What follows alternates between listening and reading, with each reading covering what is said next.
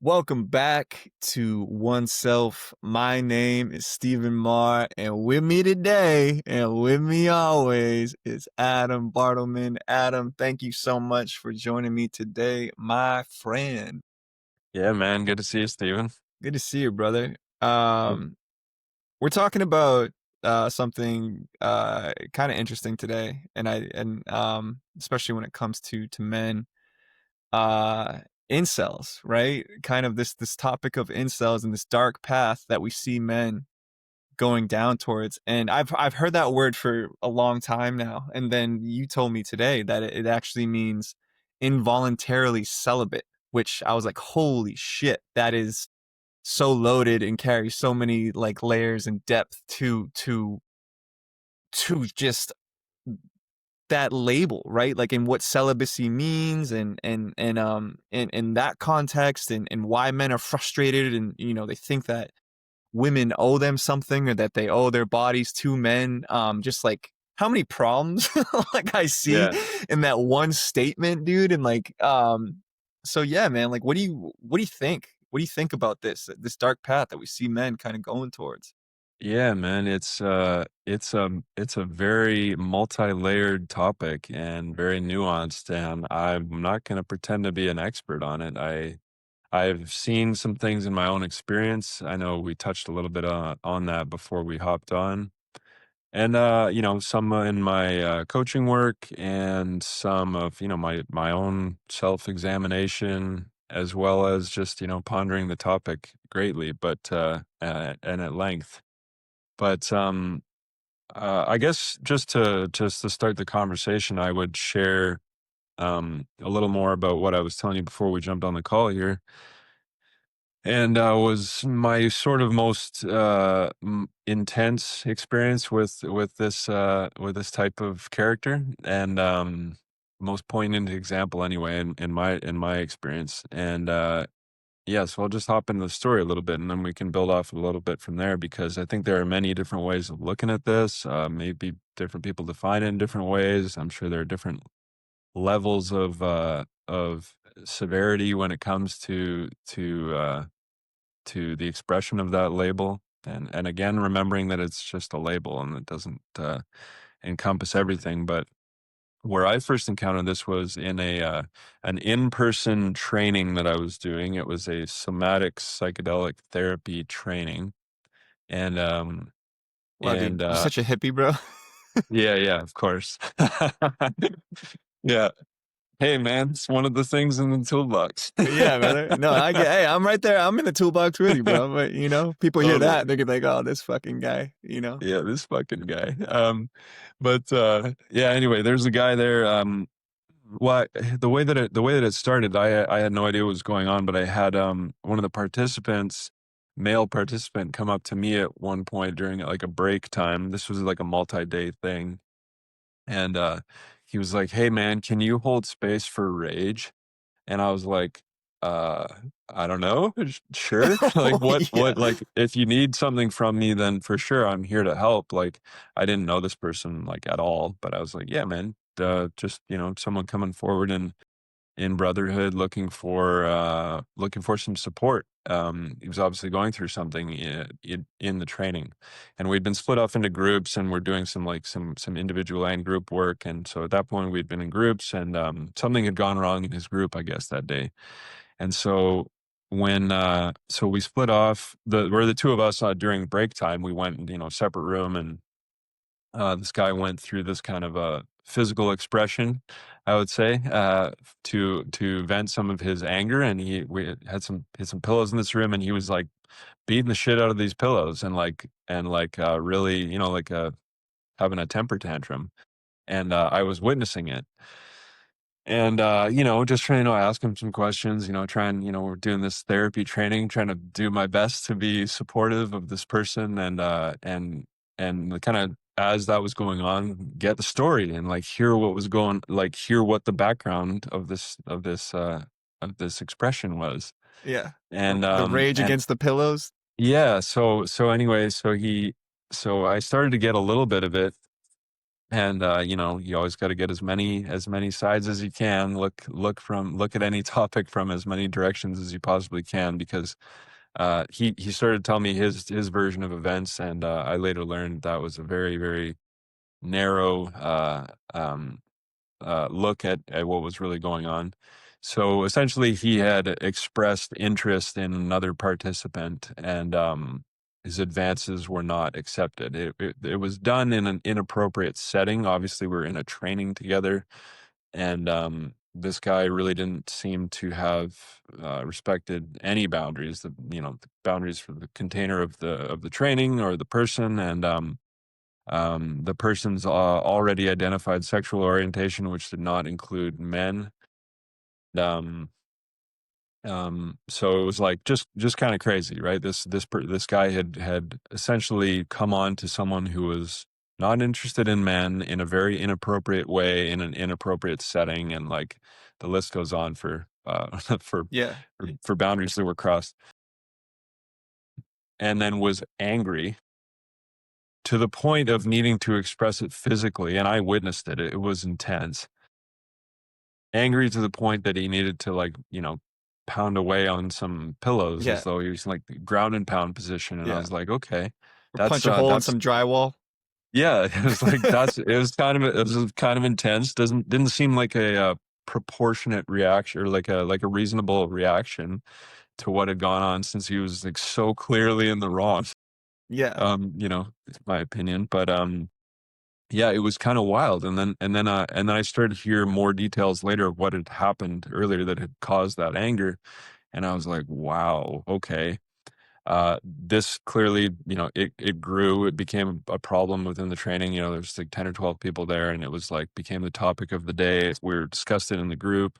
From my perspective, just to give the quick Cole's notes on it, the person leading the training really did not do a good job understanding what was going on, or taking care of the person who was essentially being victimized, who was the person that this guy who was angry was hitting on, because she was very, very upset by all of it. Well, the majority of the people seem to kind of miss that point, and I at some point just kind of recognized, I was like, this guy kind of has like incel energy, and that just kind of came up intuitively, and then I as I learned more, that just started to become uh seemed to become more true and more clear and apparent that yeah, he was really angry that he was not being granted access in whatever way, to this woman that he was interested in. And he was so angry about it, and it was so, unreasonable, like, to most any observer. And, that's when I really started to become more aware of this. Like, I'd heard, again, as you said, I'd heard that phrase before. I'd heard it in relation to mass shootings, something that had happened in Toronto years ago, where like a guy drove a van into a crowd of people, and then supposedly he had identified as part of that group online. And at first I didn't really know what it was, and then as I looked into it, I uh, I started to understand it a little bit more, and then later, reflecting on life and some people that I'd known, and then later doing some coaching work, started to see like layers of this, and different expressions of it. And just to jump into it a little bit more deeply, like my take on it, again, not claiming to be an expert on this at all. It seems to me, it has seemed for a long time to me to be connected with porn for men. And my opinion here is that uh, men, boys turning into men, growing up, having access to anything that they can imagine online visually, and then seeming to have this sort of opinion that they're gonna just be granted access to women's bodies, like they're entitled. This real deep feeling of entitlement, which then leads into some serious hypocrisy, because while they are eh, while they are expecting access to whatever kind of woman they can dream up, conventionally attractive women, whatever it is, they are feeling at times rejected because they are perhaps not conventionally attractive, and they're feeling like they've been shortchanged, and that, yeah, something is unfair. So I found that very, hypocritical, in that they're judging women, based on surface level things and expecting to have access to them. And then they're being upset that they're being judged for not being attractive enough, whatever, and that's I'm sure that's just, a slice of it. Right. There's a lot more to it, but, that was sort of my introduction to it, and then my beginning understanding, and, we can go a little bit deeper, but I would, like to ask you, like, what have your I know you just kind of learn more what the label means, but I mean, like, do you have any anecdotes or understanding of this from your experience growing up as a man and being surrounded by men? Yeah, just the fact that it leads to violence, right? Like this path. And Mhm. what I want from men is like I want to get as many of those guys as we can. Like, Yeah, like on a better path. Like that is my goal in like raising this conversation and like talking about this stuff. Um cuz I think something in our society today is that people don't get a lot of second chances, right? Like canceled and gone, right?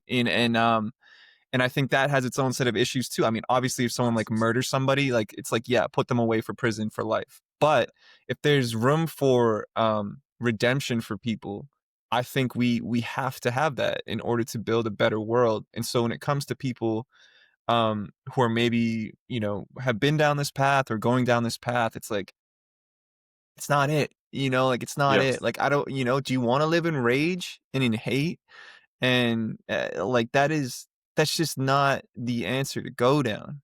And so what we're trying to hopefully guide more people towards is more self-love, right? mhm, And as men, like women don't owe us anything, right? Like they don't owe us their bodies, their time, their attention.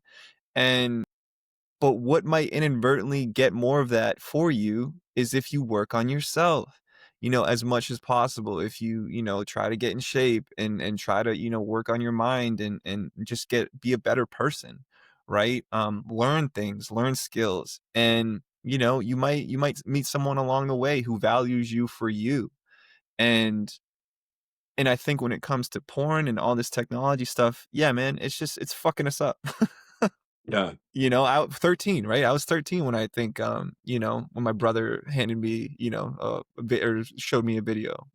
yeah, That's a young age to be seeing shit like that. That's yeah, crazy, when most of human society, it's like, yeah, maybe you saw women, in your village or your community, but it's like, did you see the shit that you're seeing online?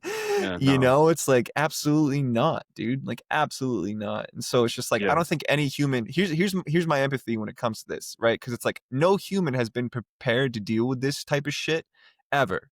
And we're yeah, just being fucking bombarded with the dopamine hits, constantly. exactly. So it's like people don't have the tools to cope with this stuff, man. And so can I judge people harshly? No, because it's like again, like you said, I see this situation on all sides, and how is anyone supposed to deal with this? Um, because it's like it hasn't happened before. This is within Yeah, the last 20 years. It's a new phenomenon, yeah, and yeah, man, yeah, that's just like my opening thoughts on this. yeah, and those are some good points, and thank you for bringing them up. I think that it's important to understand what trauma uh, really means. And I like the way that Dr. Gabor Mate, physician from Vancouver, now famous author and podcaster, he explains that. I'm just kind of paraphrasing, but it's essentially like trauma is not the thing itself that happens, because I mean, I experienced this in my old job. Like, multiple people can experience the same event and have completely different reactions to it. So it's not necessarily the thing itself that is the trauma. It's the way that the mind responds to it. It's the way that your being responds to it, in order to try and balance it out, rationalize it, whatever it is, in order to bring yourself back to homeostasis if something has happened that is too shocking. And so I've kind of looked at this, like, this porn issue, like that, kind of how you're explaining it. It's too much, and I essentially believe that, like, kids having access to that, anyone having access to that, it's traumatizing. Like, I believe that watching porn is actually traumatizing, Yeah. and and it creates these splits in people's psyches, and it leads to this, these dangerous reactions. And, this is a pretty bold statement, like, porn leads to violence, but I'm like, is it that bold? Because it's like, I've heard that there are studies that say it shows decreases in sexual violence because there's this other outlet, but I'm like, I don't know. I don't know. I'm not saying that it is or isn't Wait, one so thing, but like I the argument is that like you're sedating men by having them do that yes, themselves, so they're more like, is that what they're trying to say? Like they're they're less likely to less go likely to commit go out violence or yeah, and okay. offend, right? But then I'm like, Yeah. well, it also can anchor in those expectations, and then we see it in with the incel population, where men have these like very bizarre, unreal expectations of what women are like. They believe are owe them, like they believe they have this entitlement to women's bodies, and but I think it's an important thing to look at and recognize, and as we've encountered and we've discussed a little bit, and as you just brought up there a minute ago, was it's not it's not about like doing something in order to get something. So I'm gonna do all these things to work on my like my self improvement, to work on myself in order to get women's attention, right? Like, because I mean I've as I've told you before, I mean the conversations I've overheard in the gym, like young guys talking about stuff that's like really really Yeah. toxic, and essentially the theme has been like, if I get big and strong enough, I'm gonna get women, and it's like, guys, it Yeah. does I'm worried not. about the younger fellas. Like, Yeah. exact dude, it's like, guys, it does not work like that, Yeah. and And you're if gonna get it more compliments from men. yeah, oh, yeah, exactly, and also but it's like, there might be a niche population where, like, you're gonna get more attention, but essentially, like, that's gonna be a traumatized population too, and this is not heading anywhere good. So it's like, again, the doing versus being. Are you doing something to get a result? Like, are you doing something to appear like a good guy so you get women's attention? Because, like, why don't we just kind of like take the shortcut, which is kind of also conversely like the long way through, is is just being a good person.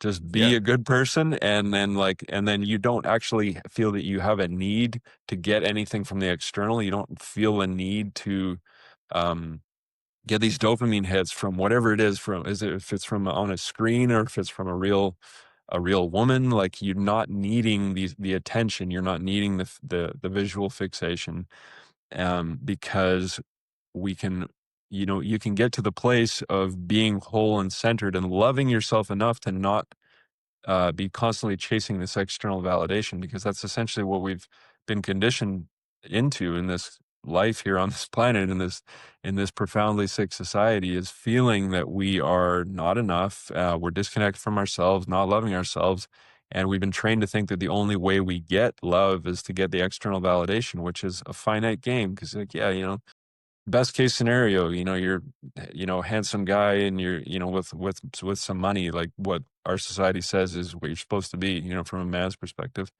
Um, and but that doesn't last forever. You can't take your money with you. You're gonna age. You're gonna have things happen. Like that is not something to fixate all of our energy on. Like, it's not a healthy thing to fixate all of our energy on, I should say, because it doesn't lead anywhere good, and we can see this in our own example, and this is where we just have to become keen observers of life, and life will teach us everything that we need to know. It's all right in front of us, especially now, the positive side of using screens, and like, there's a lot of great information and stuff you can learn about self-improvement on social media apps like YouTube or TikTok or whatever it is. It's like there's Yeah. so much out there. But when we get hooked by the things, I guess these algorithms, whatever, hook us in, because the attention has been going in a darker direction.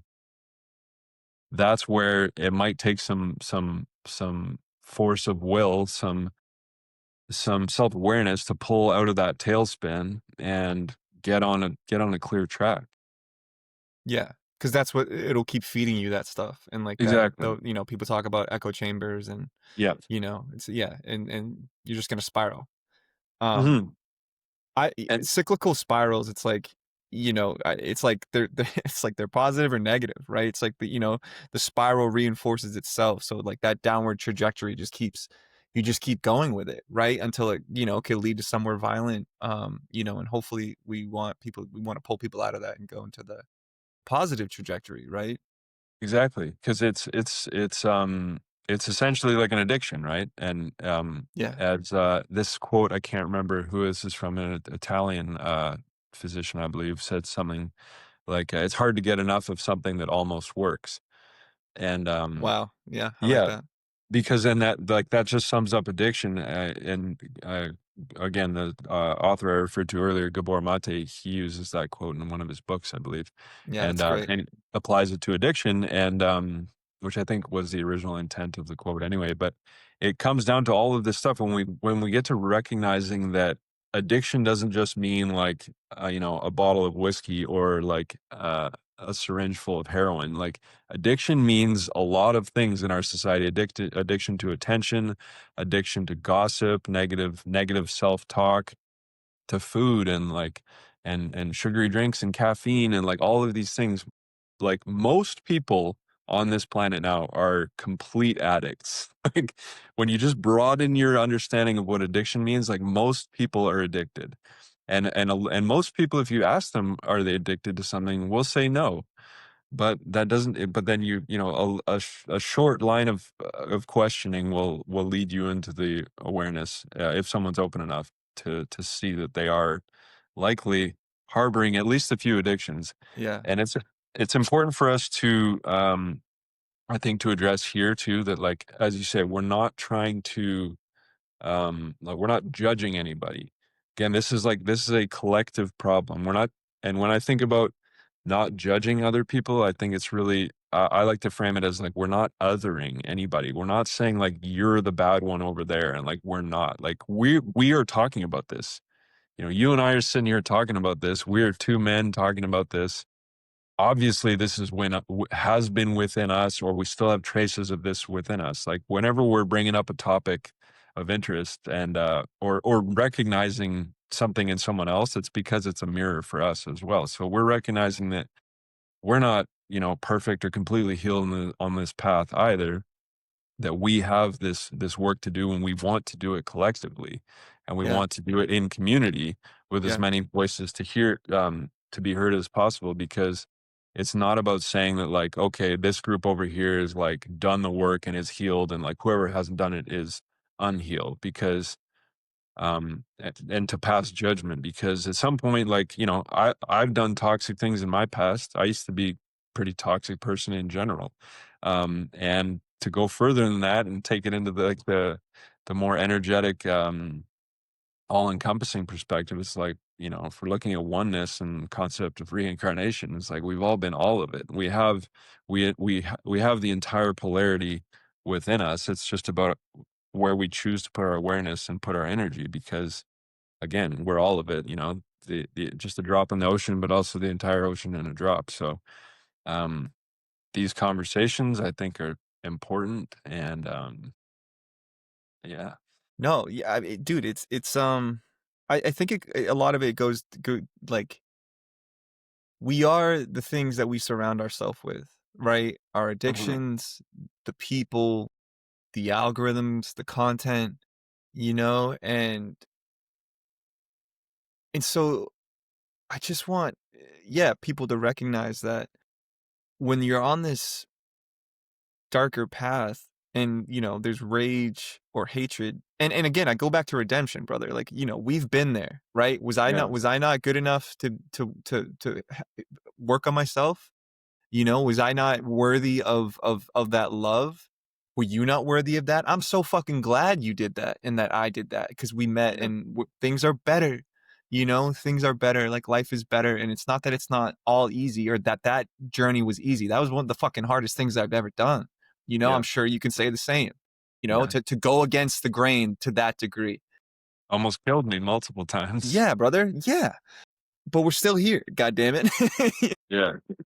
And so what my hope is that, those people that are doing that, it's like nothing changes if nothing changes. Like I want you to change and come with us. We're stumbling too, like stumble with us. You know what I mean? We'll Yeah. help each other up, and when it comes to the who you are and who you surround yourself with, that's who you are, man. And I tell people this all the time where it's like actions over words, Yes, always. sir. If someone's saying they care about you and then they're pulling some bullshit, notice that. Again, you said be a keen observer. It's like notice that stuff because that's the truth, right? Actions are truth. Words are just words. And there's a lot of Yes. lies in words, Don't listen to what people are saying. See what they do. And you'll get Yeah. the whole story. When it comes to, these relationships, right? If you're in a courtship, if someone's like, "Oh, like I think he likes me." It's like is he communicating that well and like showing up for you and it's like he doesn't care about you. Like get out, go find someone else. Yeah. Or your friends, you know what I mean? Like your quote unquote friends, and do they care about you? Are they showing up Yeah. for you? Do they celebrate you? No. You should probably go find some more other friends, man. And Yeah. and that's lonely because you might end up cutting most of the people out of your life out, you know. Yeah. But again, nothing changes if nothing changes, and it's hard. We're not saying any of this is easy. This path is very, very hard, and it's very, very difficult. But I think ultimately worth it, Yeah. in order to move ourselves and this world and this society forward. Yeah, and, well said, and I think that it's really important to start it with a recognition of responsibility, right? We're so conditioned into victimhood in this world, but when we recognize that we are responsible, which what does that mean? It comes down to our choices. We see that we can start to make those little changes, right? So, again, choosing who to hang out with, because like, you make a shift in a couple friends in your friend group. Stop spending time with the people with whom you identify as more toxic. And what does that mean? And well, how are you behaving?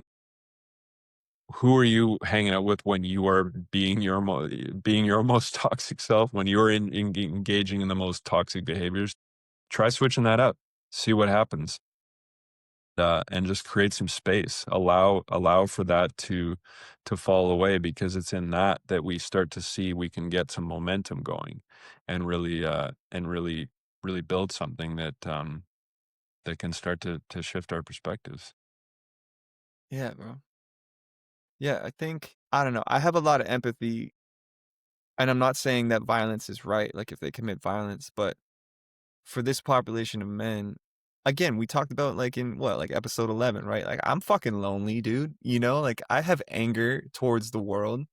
Mhm. But is that gonna help if I add, you know, if I add to that? Is that gonna help if I, go commit violence or shoot up a school or something? It's like absolutely not. Like that just you're making it worse. You're making it worse. And there's a lot to be angry about. And there's a lot to be like that quote I told you, right? The Italian philosopher. It's like, pessimism of the intellect. I know how messed up this world is. I am acutely aware of it. But that's why I want to change it. And that's why that's a worthy place to put my effort and to put my time and to dedicate my life towards is, just improving the things that I do have control over, mainly myself and the people around me or the Mhm. community I reside in. Those are worthy causes to try to improve upon. And so it's like I do understand like where the loneliness and the rage comes from. And it's like maybe you find someone who thinks the same thing that you do, and that's encouraging. And then people get into groups, right? And it's that Yeah. the George Carlin quote. He's like, I love individuals, like I see the universe in their eyes, but it's like when they start getting in groups, that's when I get Yeah. nervous, Yeah. and it's like 100%, dude. People, the herd mentality is a dangerous thing in humanity. So it's like, um yeah, like I just I don't know, man. I don't know. And when it comes to this younger generation too, like we see these patterns, especially with the younger fellas or just younger people in general, where we have perspective, right? We've seen the world like pre-internet, before it, like, not that the internet didn't exist, but before it took over everything, Yeah. right? Like, we have perspective on the world as it was and where it's going, and where it's going scares the shit out of me, especially with artificial intelligence and all this, better, faster, stronger technology. But because again, like we said, I don't think that always is a good thing, just to add more more stuff that we've never dealt with in our entire human history to just throw in the mix, right? But um we have perspective on what the world was like before this, and I have a lot of empathy towards the younger generation because they don't know, like they didn't see that. Like, if you were born, like, 2005 onward, like, you were a 5-year-old in 2010, and I was like, okay, like, smartphones and all that stuff was getting popular, and then, like, you're 10 years old in 2015, like, it's full Yeah. on, like, all the social media networks, like, that's rampant, and then they add to 2025, it's like it took over everything, Yeah. and so it's like they have no idea, they have no perspective on how far things have, I don't want to say fallen, but just changed, you know? Yeah. And like how far things have changed and how all encompassing it is. And that's not where the answers lie, in my opinion, to meaning and purpose and individuality and finding your truth and, aligning your soul with whatever you're supposed to do here. Yeah. Those are all the opposite things. I'm like going the other way, getting in nature, getting in Yeah. yourself, getting your, point inward. And Yeah. so yeah, man, I feel bad. I feel bad for these kids, man, How do we Yeah. reach these kids? Well, it's just like we've gone so far in the direction of like mind creation, right? Like we just keep going deeper and deeper, um, development of all of these things, coming down to the conversation on like, is it Neuralink? Um, when it's like, connecting, through an interface, chip implanted in a brain. Yeah. You wanna be a It's like, cyborg, dude? That sounds awesome. yeah, like why is that necessary when we already have access to that when we just drop out of our mind and into our heart and we get into that intuitive space, which is, it's right there available for us. Uh, but yeah, when everyone's headed in that direction and that's what's being marketed as cool, more technology, sleeker designs, faster processing speeds, it's like it can be daunting, I guess, especially when we want to be always engaged in community and finding our tribe. Because I think human beings are, if we're nothing else, we're communal beings. And when we have to go against the grain at the beginning of this, well, I mean, I guess we always go against the grain, but at the beginning of this path, when you start to really when you begin to wake up to seeing the patterns of dysregulation and disharmony around ourselves, it there comes a point, I think, which is pretty common for most journeys. I know it was, for yours and mine, of really leaning into loneliness. We really have to lean into that loneliness and accept it and sort of see that it's worth it. And then know and have faith that it will, come everything comes out in the wash, eventually it resolves. You start to find a community of more like-minded people and more aligned people. But at the start, it can be pretty lonely. And like, to use my example, just to throw in an anecdote, was when I started to kind of, wake up in my old reality, like old, where I used to live in my old job, old relationship, and all my habits. I was like, holy, wow, this is bad. And I had to, as I've said, pull out of that tailspin, make some changes. And I remember sitting there at one point going like, whoa, I don't know. I'm out of all my social circles at this point. I'm like, the normal places where I would, meet friends, meet, romantic partners. Like I don't go to those places anymore. I don't associate with those crowds. And this is incredibly lonely. I don't know if I'm ever going to have friends again. I remember being like, I don't know if I'm ever going to date again. And, I remember thinking at this one point, I was like, "Man, I can still." It was, like, getting up to, like, sort of holiday season, and I was like, "Oh, maybe I'll go out for some beers with the boys a few times." And I did. I went out a couple times and, chatting with women and hanging out with my friends, and and it was just like the most soul-sucking, Yeah. heart-crushing experience. I was just like, "I Yeah. cannot do this anymore. I can't have these empty conversations. I You can't feel just like an drink." alien. You feel like in Oh, like an yeah, you're 100%. I'm like in you're, these spaces where I used to have so much fun, and I was like, "Man, I can't do this anymore." Yeah. And then I got to this point where I was like, "I would rather sit at home by myself and never have any other friends than go back to the way that I was." Like, I choose loneliness, and I realize now in retrospect, that was a huge point for in my journey was, like, choosing because I was choosing myself, essentially. I didn't realize it at the time, but I was choosing myself, you know? I was like, I'm not gonna sacrifice myself for others anymore." And, and not that, that continued to sort of blossom in my awareness over a few years, where it got really to this point now where I've really extricated myself from that old corner of the matrix that I used to inhabit.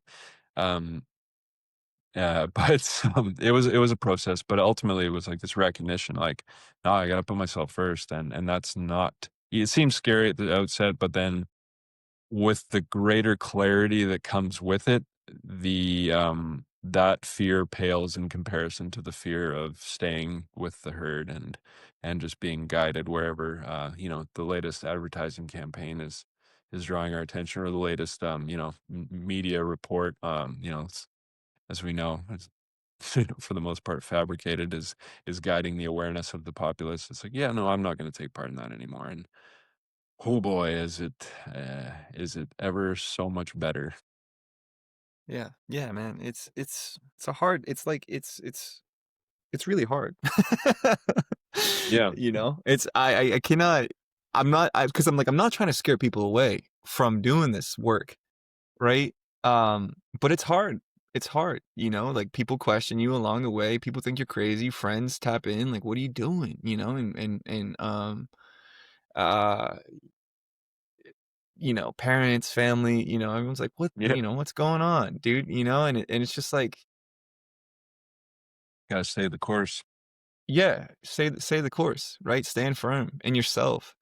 And, Yeah, I revert back to this too. It's like, and we've talked about this before, but it's like, if no one else I love myself enough to like at this point, I did not in the past, right? To stand firm in my decisions and to stand firm in my abilities and my thought process for life and my conclusions because no one else will, dude.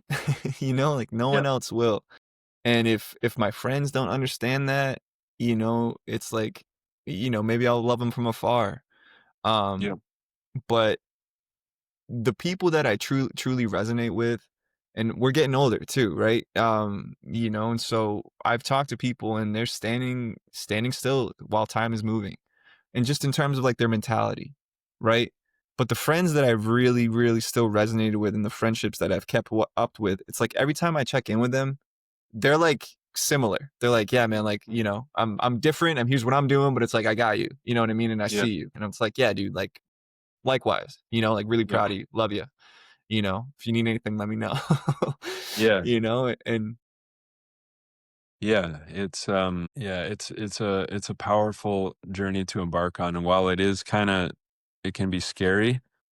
Um, the thing is like, as I said, it's scarier to stand still. Like as you said, people, time's moving and they're not.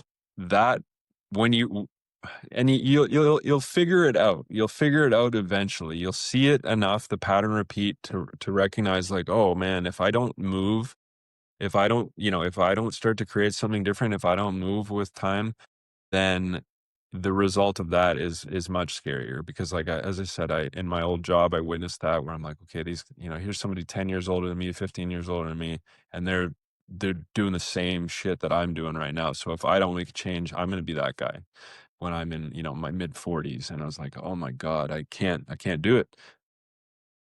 So yeah, so it's a recognition that like it's worth it from that perspective, in my opinion, but also it's like you have to do it at some point. We are here to evolve. that is the whole point of like of being here, is growing and expanding our awareness. So it's like you got to do it at some point. So why not get started now? Because if you're not figuring it out in this lifetime, you're just going to come back to a similar place, might be eerily similar, to do it over again, going through your kind of memory reset in order to bring that about. But it's like we got to do it at some point. So like, why not just, as Ramdas used to say, it's the only game in town. So you might as well learn how to play it and get good at it. Um, because if we don't, like just stagnating, and like, and that manifests in many different ways. That'll show up in your physical reality. That'll show Yeah. up in physical nation. You'll start to have problems with your body, right? Like we're a holistic being, right? Whatever's going on with our body is a reflection of what's going on in the subconscious, essentially. And it's like, and so you take care of yourself in order to not have that happen. If that needs to be the motivating factor to get you there to expand the awareness, then so be it.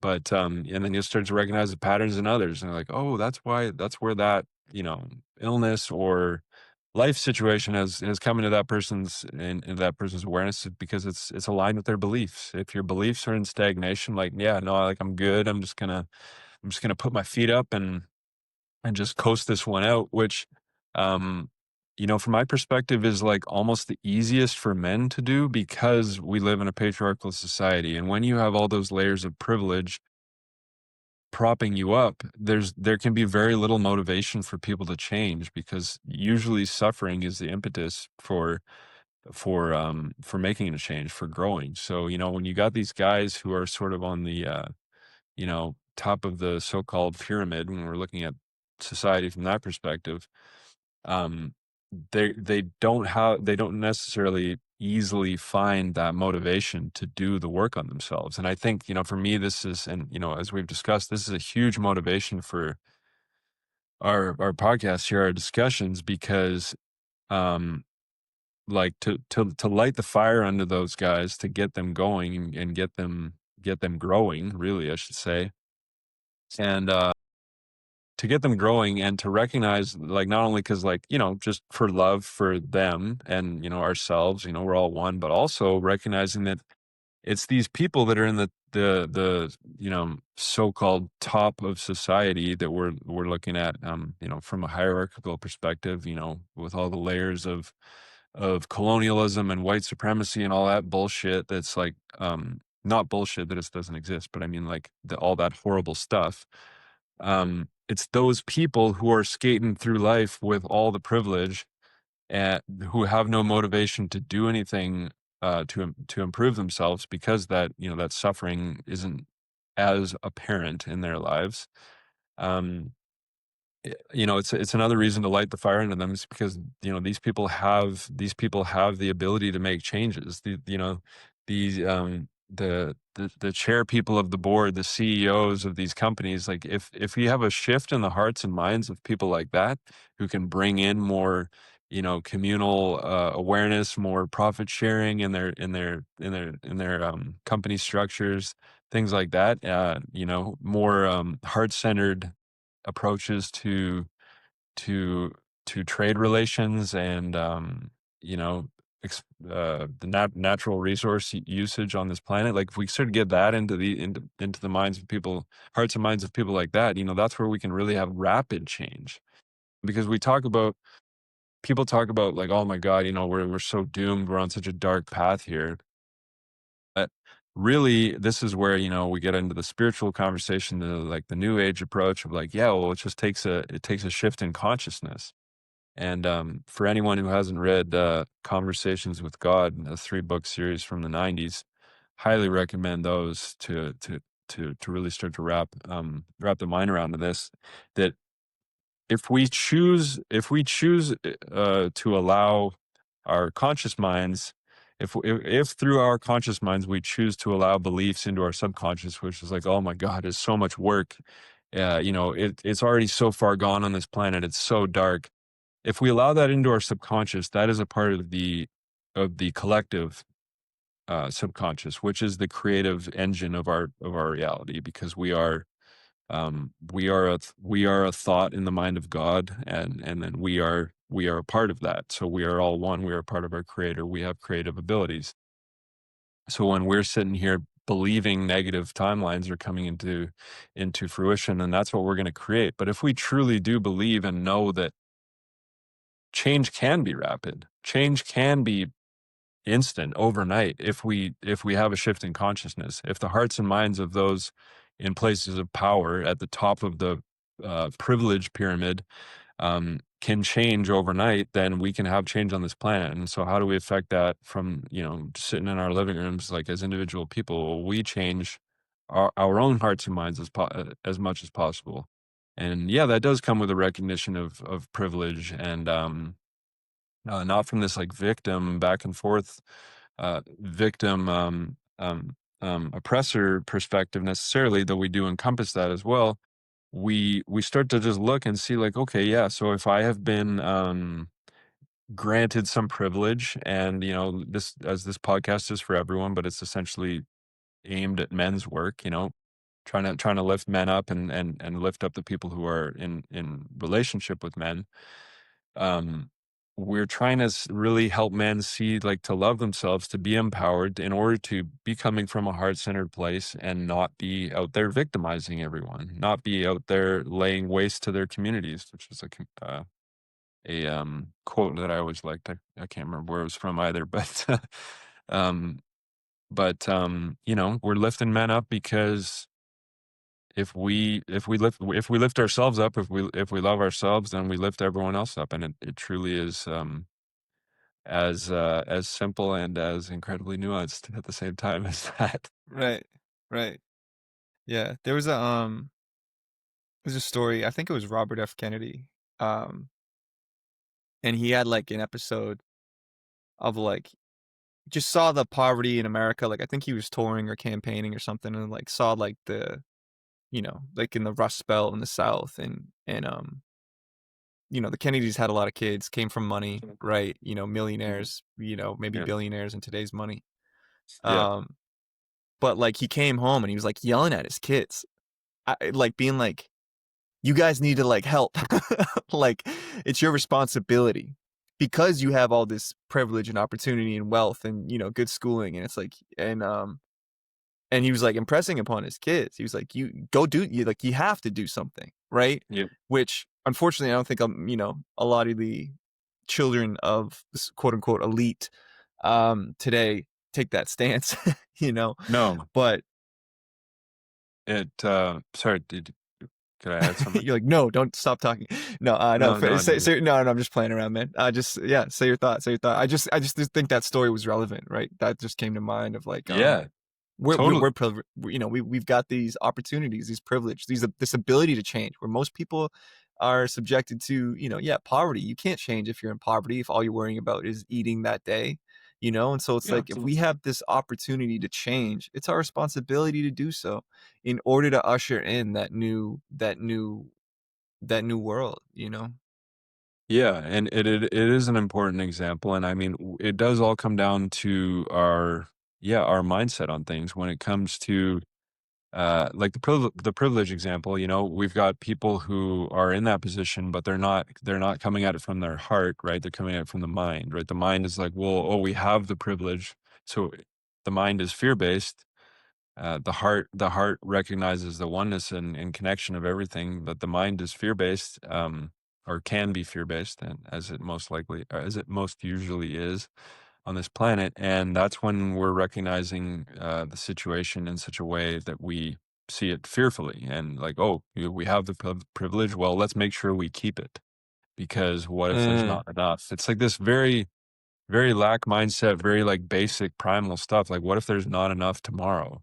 Like, this hoarding of wealth, and like, and passing it on down through the generations, and creating systems in which it's not accessible to the people who are stuck in poverty, as you mentioned. It's the old boys club of keeping it within the family and within the yeah. communities, and which with layers of just the classism, racism, sexism, all built right into it. And yeah, it's like if we can get into the uh, if we can share messages, which again is always through our own example, right?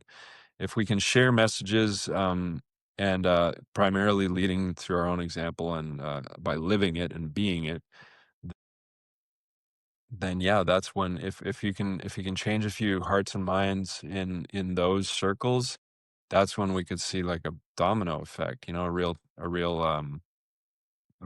profound impact. Again, you know, I keep repeating myself here, but like if we want to take actionable steps to that happening, then it's like it is literally how you stand up off the couch today and walk out of your house and like smile at somebody and you know help someone out in whatever way that you can. It's not necessarily about changing nothing in your behavior, but like, you know, going to complain to your friends and family about the current administration or what's going on overseas. It's like we can hold conversations, but it's like this whole just everyone just being angry and pointing fingers at someone else all the time, as far as I can see, it isn't really gonna get us anywhere. Like, it really does, it really does come down to the individual expression and, like, the empowerment that comes with that, and the empowerment that is necessary for that realization. Like, you really need to feel empowered to believe that, like, the way that I smile at a stranger on the street is gonna have an impact on the world today. Because, to come into that awareness is empowering, right? So and sometimes we can shortcut that by, you know, just getting out there and being it, and then seeing that it starts there, and then, you know, what's the next opportunity we have to create a change in, you know, our corner of the world, wherever that is. Yeah, man. I love the passion, dude. Yeah, man. It, It's yeah. important. It's the cause, like you said, like Ram Dass, the only game in town. And Yeah, I think man, people right? have a hard time. I love the passion. Keep it. What are you gonna say? Yeah, no, I was just gonna say like that the only game in town is like it's understanding that the personal work is your work on the world. Like if you want to improve the world, then you have to improve yourself. And that doesn't mean Absolutely. like, okay, I'm gonna read a couple books and start working out in order to impress women. Like what like so I can oh, I'm improving myself because I'm my dopamine system, my ego is enjoying myself more. That's not what we're talking about. I'm getting more attention, I'm getting more recognition for it's no, it's about actually coming into your heart and experiencing. And I get it. It's fucking difficult if you haven't experienced that.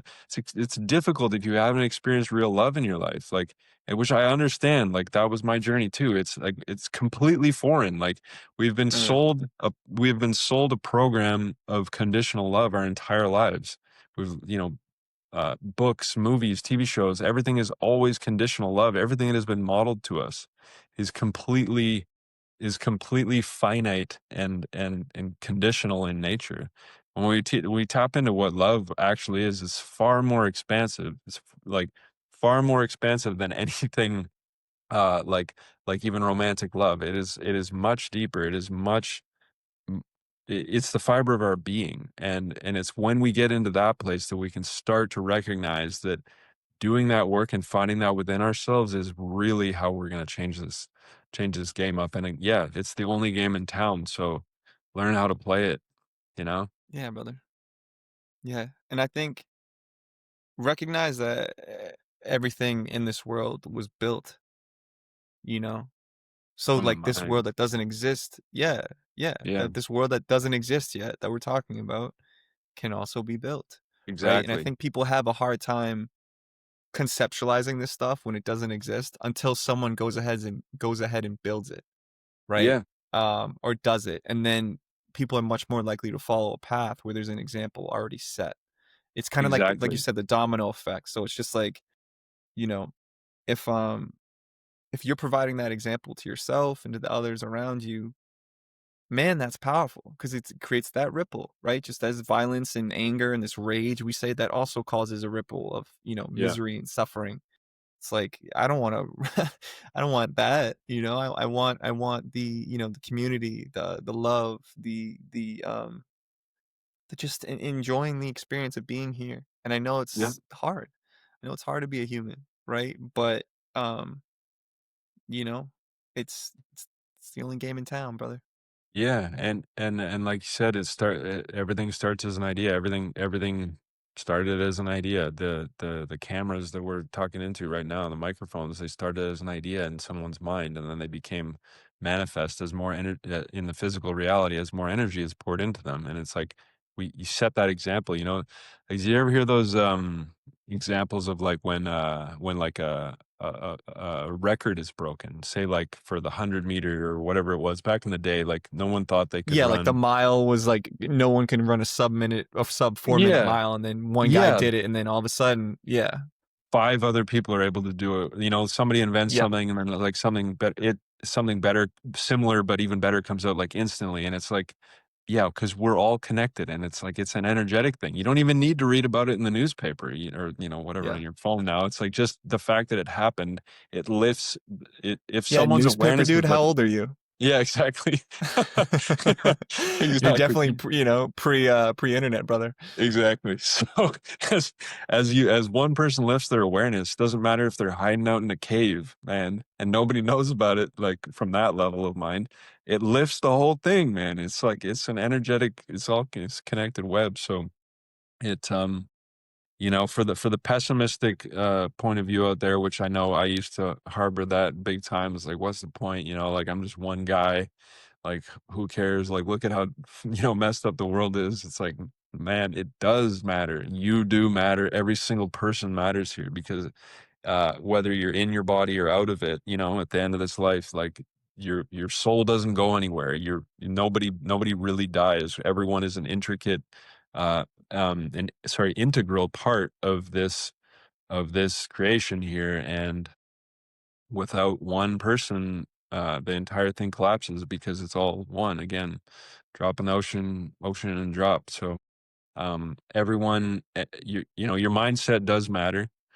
And Yeah, perhaps to close it out here, your mindset absolutely does matter.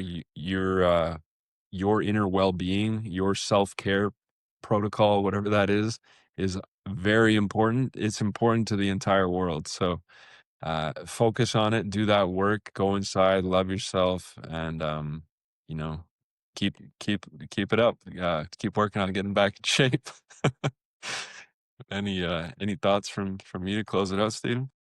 no, you know what I've been. Someone was calling me right now. It's just like closing thoughts, y'all. We love you. We hope you love yourself. That is more important than anything. You're not alone.